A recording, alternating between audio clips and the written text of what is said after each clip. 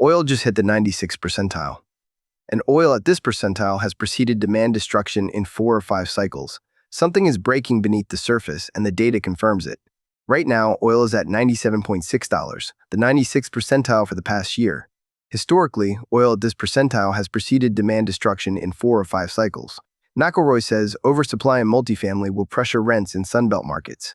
Hartman says real estate is the best inflation hedge. Rents only go up. In the next few minutes, I will show you who the data says is right and what it means for your money this week.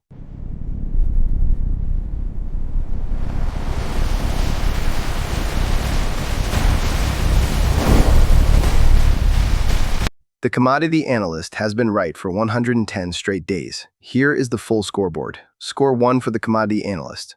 Commodity supercycle. Oil agrees at $97.6, 110-day streak. Gammon is right, and the data keeps proving it. Investment grade spread at 83 basis points. 34-day streak. McElroy is waiting on confirmation. The narrative holds, but the data has not validated it yet. 109-day streak. Hartman is waiting on confirmation. The narrative holds, but the data has not validated it yet. 103-day streak. Too early to call the dollar analyst right or wrong. The thesis is building, but not confirmed.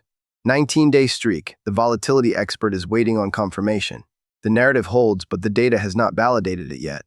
19-day streak. Snyder is wrong. For now. For now. For now. Yield curve at 0.51% is moving against the thesis. 19-day streak score today, 2 right, 4 early, 1 wrong.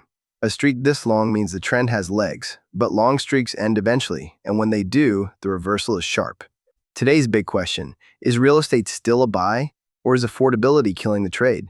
On one side, McElroy says oversupply in multifamily will pressure rents in Sunbelt markets. That is the setup. Everyone hears it on the podcast, it sounds convincing. On the other side, Hartman says real estate is the best inflation hedge. Rents only go up. Two smart people, opposite conclusions. So who is right? Here's what the data says.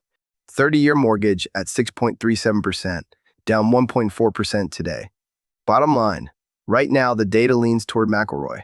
Watch the signals this week for confirmation. If mortgage rates drop below 6%, the housing bulls get a second wind. Right now, they are at 6.37%. If rates hold above 7% for 3 months, affordability kills the recovery thesis. 30-year mortgage at 6.37%. We'll track it daily on the scoreboard.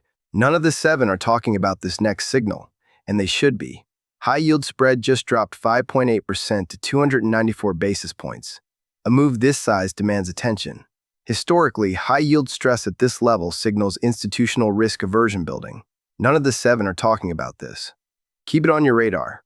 Phase 1 is the good times, but good times do not last forever. Here is how close we are to the edge. We are 67 basis points away from Phase 2, the phase where credit breaks and volatility spikes. There is no acceleration in credit stress yet, but we are watching the pace, not just the level. The trigger, investment grade spread crossing 150 basis points, currently at 83 basis points.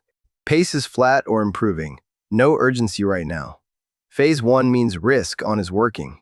Equities, commodities, and real estate all benefit from loose conditions. Enjoy it while it lasts.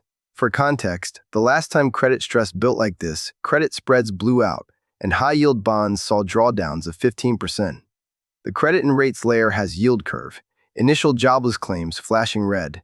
Gammon says the Fed is breaking things and credit spreads will blow out. The data agrees with that assessment. Phase 1 holds with 67 basis points of buffer. Conditions favor risk, but do not get complacent. Wall Street trades the index. We trade the ground. Here's what the ZIP level data is screaming about today. Marin, CA, payment burden is past the breaking point. Bolinas, CA, median home about $1,824,000 on about $96,000 household income. Price to income ratio, 18.9. When the math stops working, sellers find out before buyers do. Lee County, FL, payment burden is past the breaking point. 33,921 FL, median home about $2,337,000 on about $122,000 household income. Price to income ratio, 18.9. When the math stops working, sellers find out before buyers do. Anchorage, AK, people moving in can't afford to live here. 12,110 households moved into Anchorage, AK. Their average income, about $64,000. Median home, about $699,000. Unsustainable migration pattern. Demand without purchasing power. These are not hand-picked metros. They are the loudest signals in the housing data right now, chosen by the numbers, not the narrative. Today's debate asked, is real estate still a buy? Or is affordability killing the trade? Let me show you what happened the last time we were here. Oil at $97.6 is in the 96th percentile. That means it is higher than 96 out of 100 days in the past year.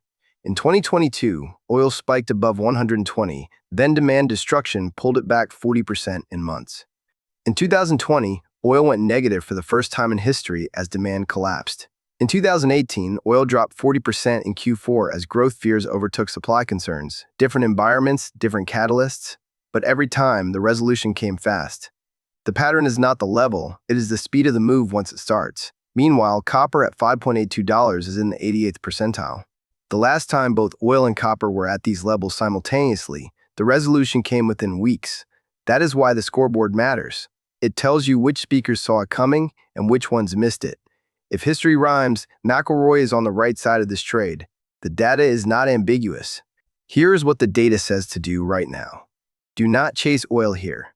The 96th percentile is reversal territory, not an entry point. Avoid Denver at 36% payment burden. That is stretch territory. Watch high yield spread. It dropped 5.8% and nobody is talking about it. Every signal is live at analyze.builderslens.com.